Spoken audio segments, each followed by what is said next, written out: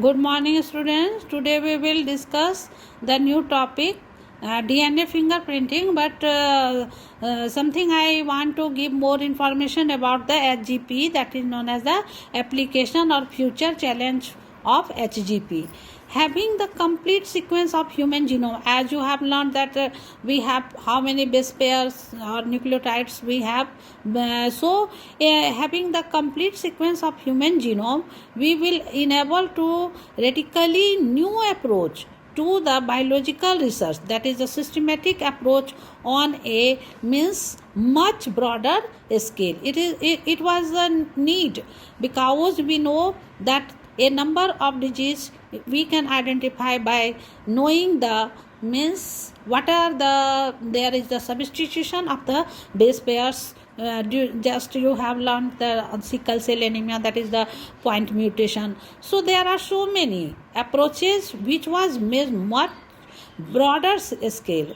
All the genes in a genome or all the means transcribed in a particular tissue or organ tumor can be studied. It will be possible to understand how the enormous number of genes and proteins work together in interconnected networks in the chemistry of our life. Suppose any activity in our body is controlled by the gene, just we have learned. So Human Genome Project, it is that their future challenges is that it enables us to find out the various type of disorder which may be related to means either from the tissue, organ or tumor or so many diseases. Let us understand the new we have to discuss the next topic, that is known as the DNA fingerprinting. My dear students, you must heard this word, that is known as the DNA fingerprinting. So what is this? Let us discuss. The technique of DNA fingerprinting was developed by Dr. Alec Jeffrey in an attempt to find out markers for inherited diseases. The process is also known as DNA typing or DNA profiling. Actually, what happens, we want to know how the DNA, actually we say that the 99.9% the genome is same in all human beings. After all, how we are means showing the variation among the individuals of the same parents also. So DNA fingerprintings used short nucleotide repeats, which is known as the variable number tandem repeats, VNTRS, as markers. So this VNTRS means variable number tandem repeats. What it helps to identify, because it vary from person to person and are inherited from one generation to the next. So we can say the only closely related individuals have the means same VNTRS, means variable number of tandem repeats. That's why we can say that when there are the identical twins are formed, so at that time we can say that their means genes, it shows the similarity between all between them.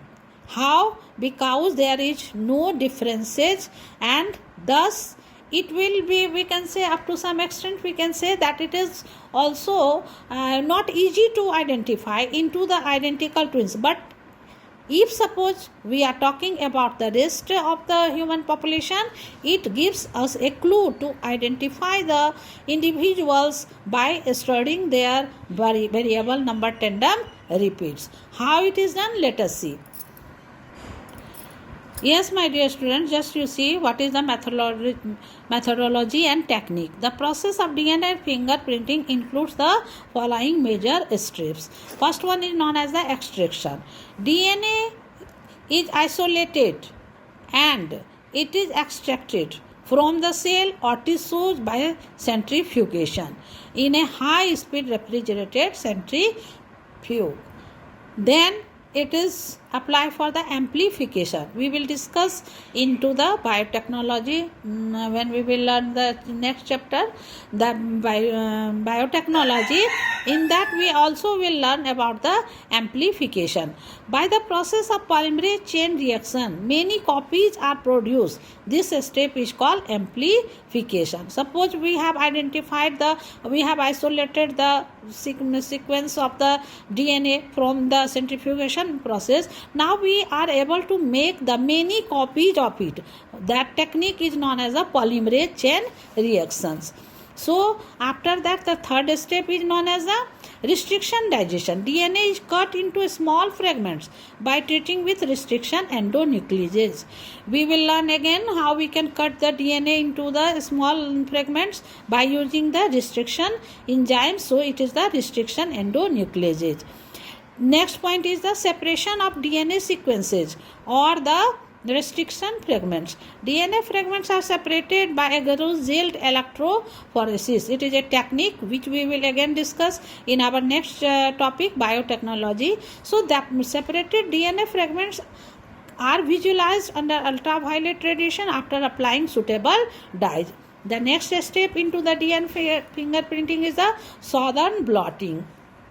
The separated DNA sequence are transferred on a nitrocellulose or nylon membrane or sheet placed over the gel. This is called Southern blotting process. After that, this is known as the hybridization.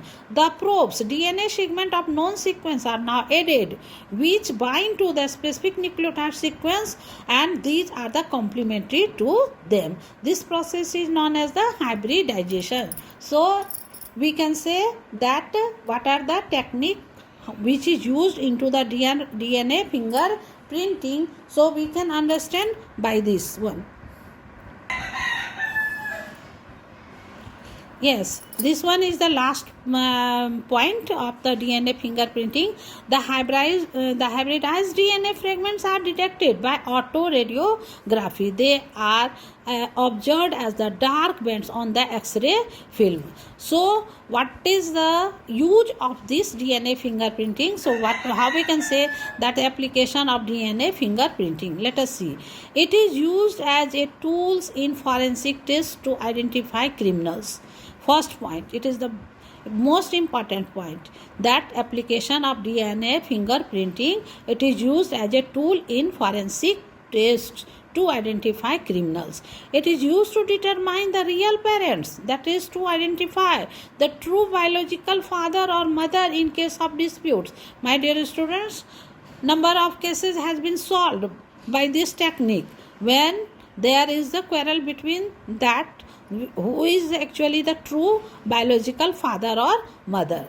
It is used to determine or verify on immigrant is really a close relative as he or she claims of the mentioned resident.